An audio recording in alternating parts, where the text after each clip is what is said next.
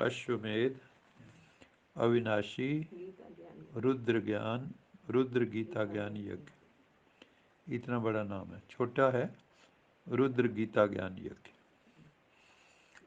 यहाँ ज्ञान का गीत सुनाता है भगवान, और ज्ञान से कल्याण करता है। दूसरा यज्ञ नहीं है ये, जिसमें सामग्री घी जौ तिल डालते हैं, वो वाला नहीं। यहाँ पे तो आपने विकारों की आहुति डालनी है।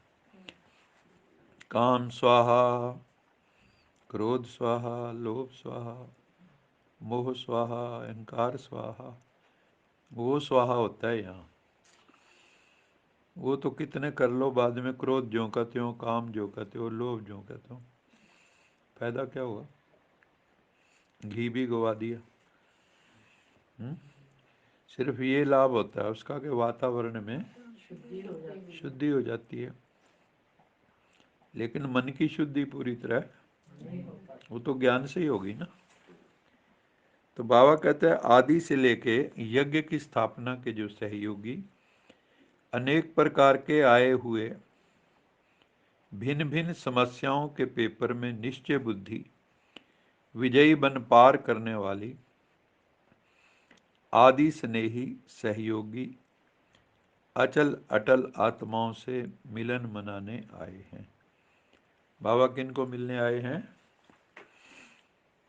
जो आदि से यज्ञ स्नेही हैं, यज्ञ की स्थापना के सहयोगी, जिन्होंने बड़े बड़े पेपर देखे। जब स्थापना हुई तो कितने पेपर आए, तो बाबा कहते हैं निश्चय बुद्धि उनकी कभी नहीं डोली। कभी उनका ये नहीं मन में आया कि अरे छोड़ो पर हम कुछ नहीं रखा, इतने विघ्न आ रहे हैं, इतने मुकदमे हो रहे हैं, लेकिन बाप का साथ नहीं छोड़ा, हाथ नहीं छोड़ा। तो इनको फिर विशेष बल भी देता है परमात्मा। निश्चय के सब्जेक्ट में पास हो चलने वाले बच्चों के पास आए हैं। ये निश्चय चाहे इस पुरानी जीवन में चाहे अगले जीवन में भी सदा विजय का अनुभव कराती रहेगी। निश्चय का अमर भाव का वरदान सदा साथ रहे। निश्चय का अमर भाव का वरदान सदा साथ रहे। विशेष आज जो बहुत काल की अनुभवी बुजुर्ग आत्माएं उन्हों के याद और स्नेह के बंधन में बंधकर बाप आए हैं। निश्चय की मुबारक हो जो पुरानी पुरानी आत्माएं यज्ञ के शुरू से, बाबा ने कहा ना बुजुर्ग आत्माएं, एक तरफ यज्ञ अर्थात पांडवों के किले की जो नींव अर्थात फाउंडेशन आत्माएं हैं वो भी सामने हैं, दूसरी तरफ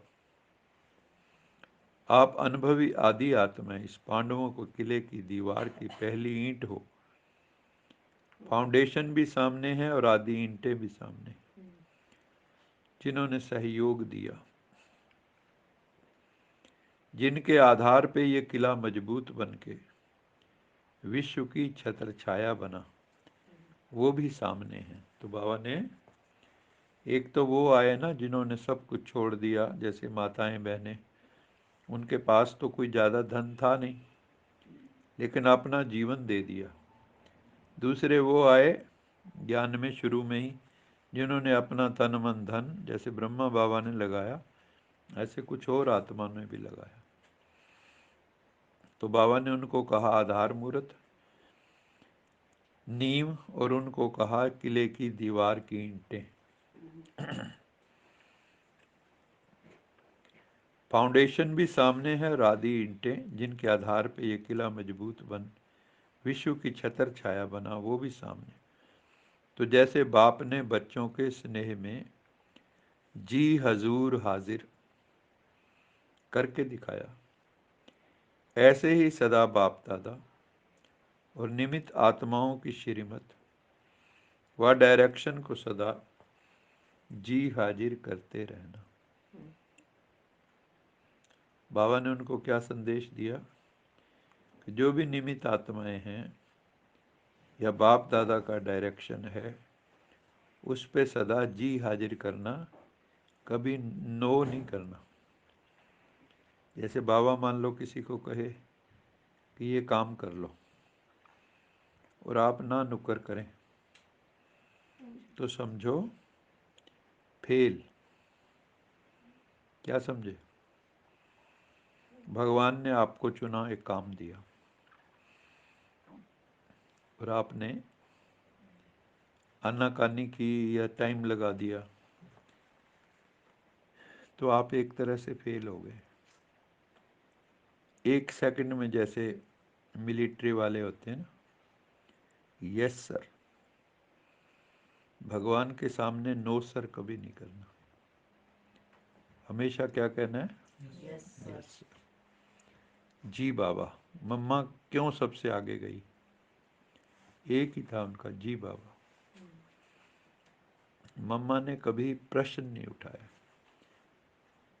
क्या, क्यों, कैसे, ना, निश्चय बुद्धि, परम निश्चय बुद्धि।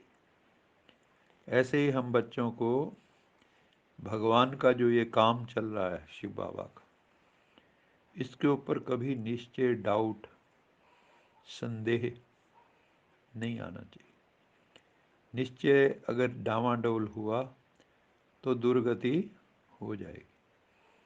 निश्चय पक्का है तो बाबा ने कहा विजय, उनकी जीत हो जाएगी।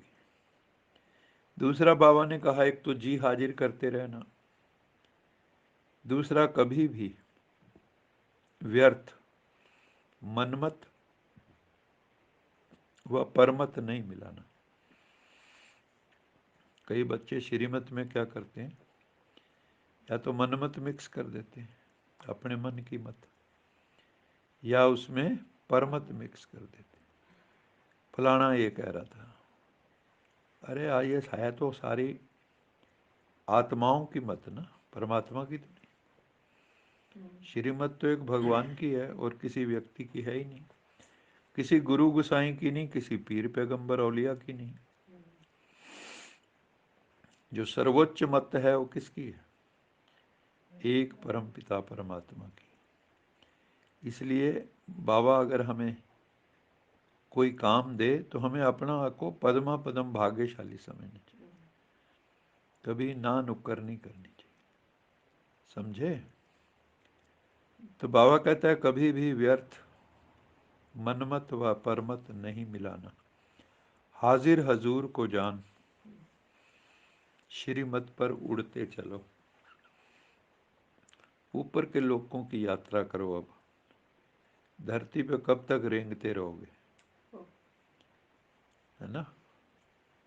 अब उड़ना चाहिए, लेकिन उड़ेंगे वही जो हल्के होंगे, जिनके मन बुद्धि हल्के होंगे, जिन्होंने योग से अपने पापों को कम कर लिया होगा, वो उड़ सकेंगे।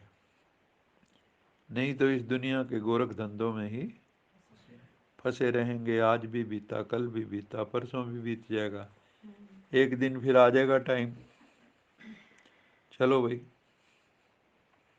कहते अभी तो हमने कुछ किया ही नहीं। उनको कहा भाई आपको इतना टाइम दिया था, तो उन्होंने कहा हाँ दिया तो था, पर रजाई बड़ी अच्छी लग रही थी।